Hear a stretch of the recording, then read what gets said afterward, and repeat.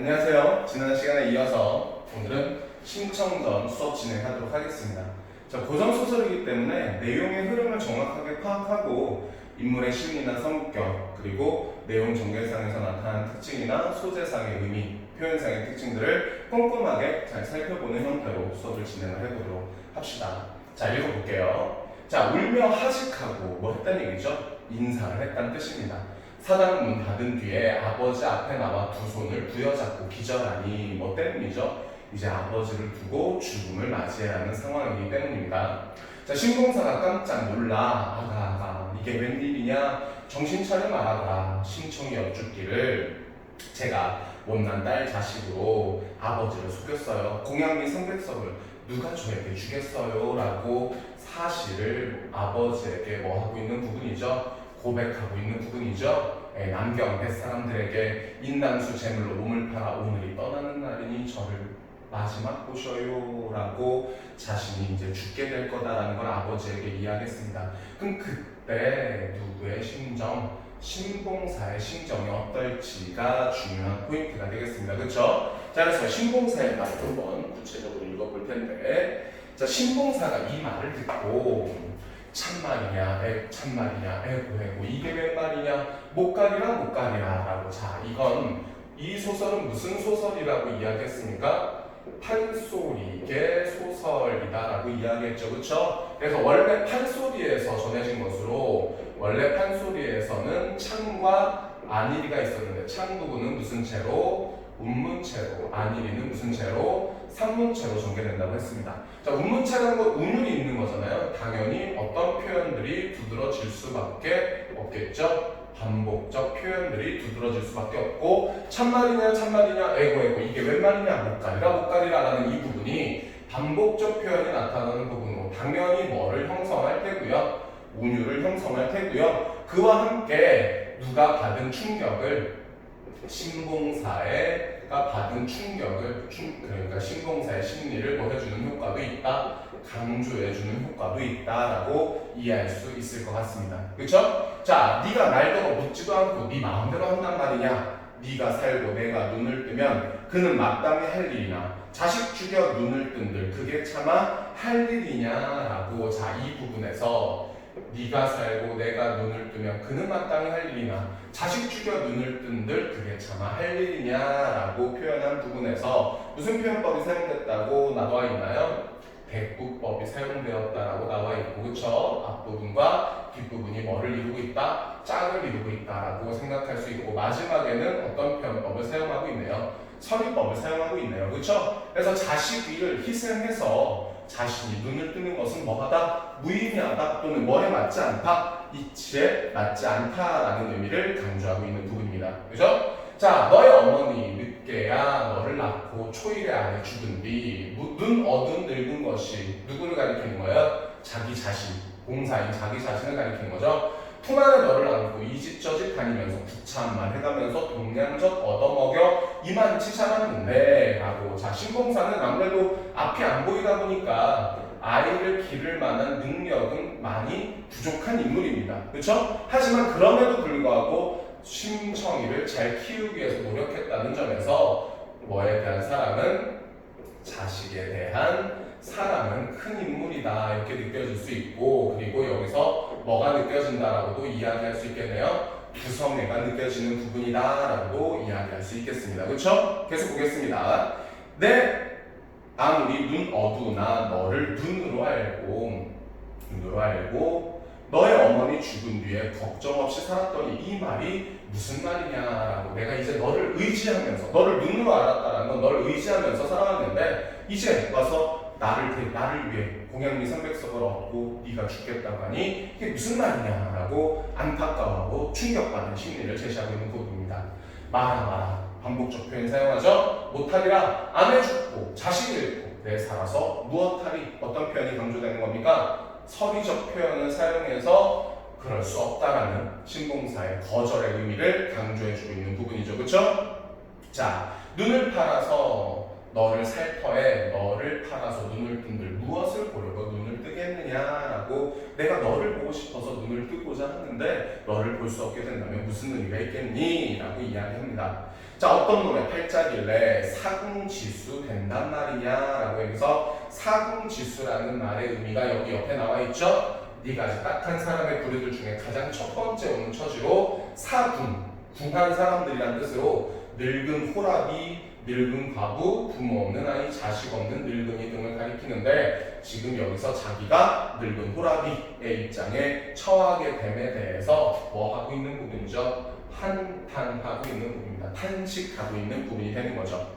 내 이놈 상놈들아, 장사도 좋지만 사람 사다 제사하는데 어디서 보았느냐라고 누구를 사서 심청이를 사서 제물로 바치려는 뱃사람들에 대한 뭐가 표현되는 부분?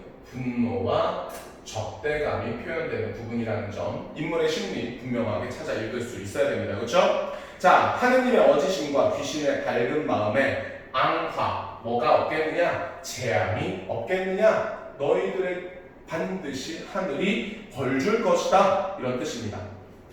그 다음 위로 좀 올려볼게요.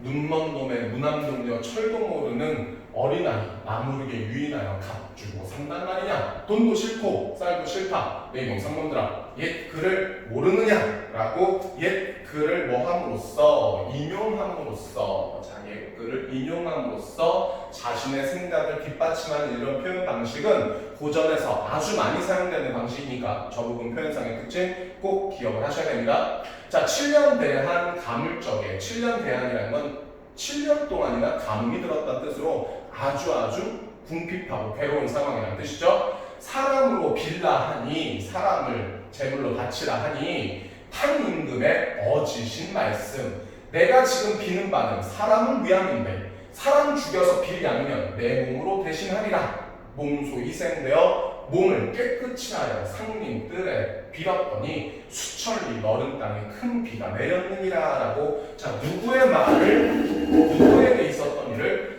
한 임금에게 있었던 일을, 그러니까 고사를 뭐하고 있는 부분인 거죠. 인용하고 있는 부분인 거죠. 자, 이런 일도 있었으니 내 몸으로 대신감이 어떠하냐? 아니야, 여보시오 동네 사람들 저런 놈들을 그냥 뭐 하겠소? 두고 보시오 라고 이야기하고 있다는 부분에서 자신이 자식을 위해서 대신 뭐 하고자 하는, 희생하고자 하는 의지를 드러내는과 동시에 누구들에게? 동네 사람들에게 자신들의 처지를 뭐 하는 마음, 하소연하는 신봉사의 말하기가 나타나는 부분이다 라고 보시면 되겠습니다. 그렇죠? 자, 다음으로 넘어가서 심청이 아버지를 붙들고 울며 위로하기를, 아버지 할 수 없어요. 저는 이미 죽진 않은, 아버지는 눈을 떠서 밝은 세상을 보시고 착한 사람 구하셔서 아들 낳고 딸을 낳아 후사나 전하고 못난 딸 자식은 생각하지 마시고 오래오래 평안히 계십시오. 이도 또한 천명이 후회한들 어찌하겠어요 라고. 자, 뭐가 엄청 깊은 인물입니다. 효심이 큰 인물이다라는 거 알아두셔야 되고, 자, 자신이 죽고 난 뒤 아버지의 삶에 대해서 걱정하는 모습이죠. 그렇죠? 그리고 또 중요한 부분이 여기인데, 이도 또한 너희니 천명이니 라고 이야기했어요. 그렇죠? 천명 무슨 뜻입니까? 하늘의 명령이니 후회한들 어찌하겠습니까? 라는, 자, 여기서도 무슨 표현법이 사용되고 있는 거예요? 서리법이 사용되고 있고, 이것이 어떻게 할 수 없는 나의 뭐다? 운명이다 라는 어떤 가치관이 나타나는 인물이다? 부분이다? 운명론적 가치관이 나타나는 부분이다 라고 반드시 알아두셔야 됩니다.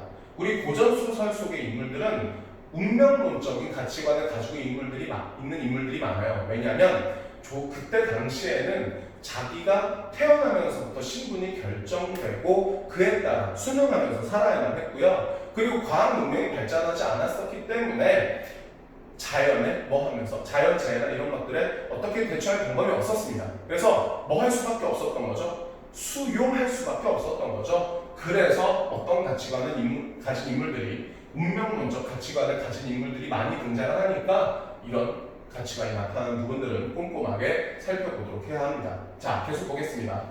뱃사람들이 그 딱한 형편을 보고 모여 앉아 공론하기를, 무슨 뜻입니까? 의논하기를, 이야기를 나누기를 신소조의 효성과 신봉사의 일생 신세 생각하여 봉사님 헐벗지 않게 살림을 꾸며주면 어떻겠소? 라고. 야, 뱃사람들이 사람을, 자신들의 생계를 위해서 사람을 제물로 바치는 건 어쩔 수 없는 것이긴 하지만 앞에서도 지난 시간에 이야기했던 것처럼 참 배려심이 깊고 인정이 깊구나, 인정이 많은 인물들이구나 라는 걸 알 수 있겠습니다. 누가 죽은 뒤에? 신청이가 죽은 뒤에 신봉사의 생계 대책을 마련해주는 부분이죠. 그래서 그 말이 옳소하고 쌀 200석과 돈 300냥이며 무명상대 각 한 봉씩 마을에 들여놓고 마을 사람들을 모아 당부하기를.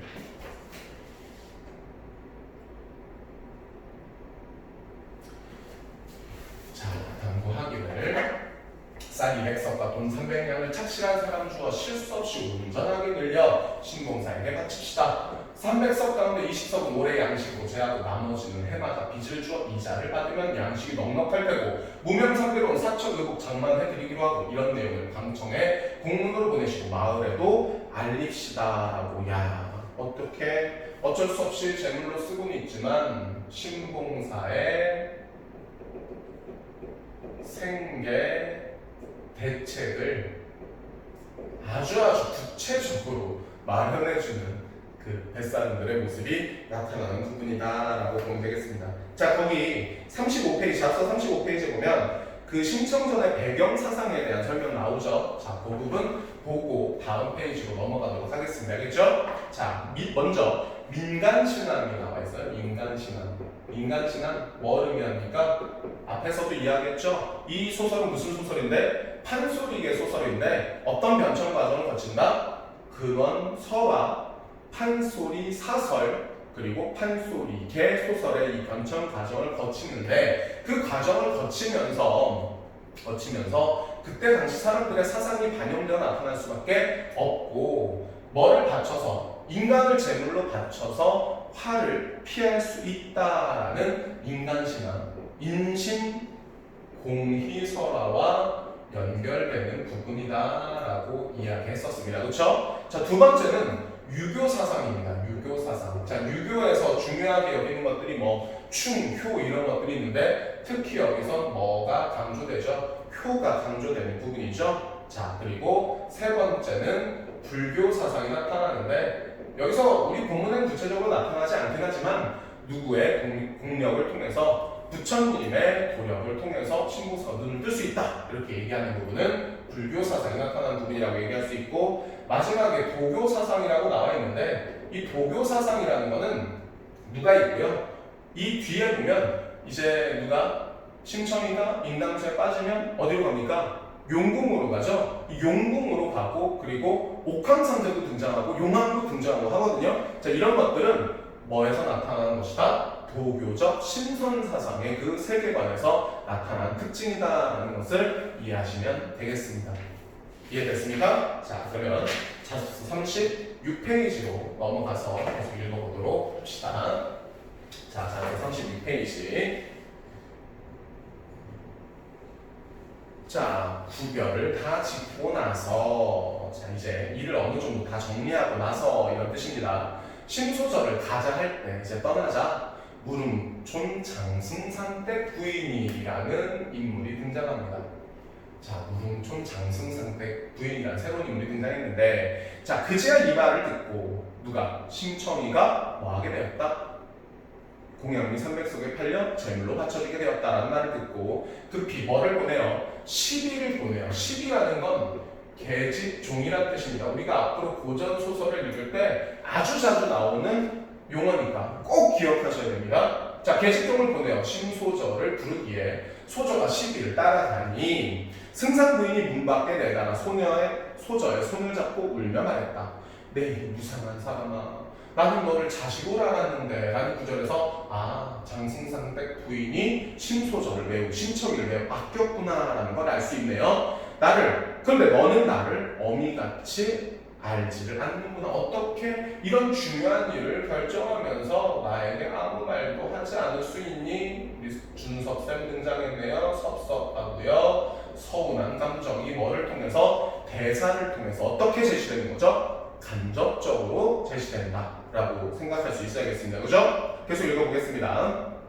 나와 의논했더라면 진작 뭐 해주었지, 주선해 주었지, 일이 잘 되도록 도움을 주었겠지.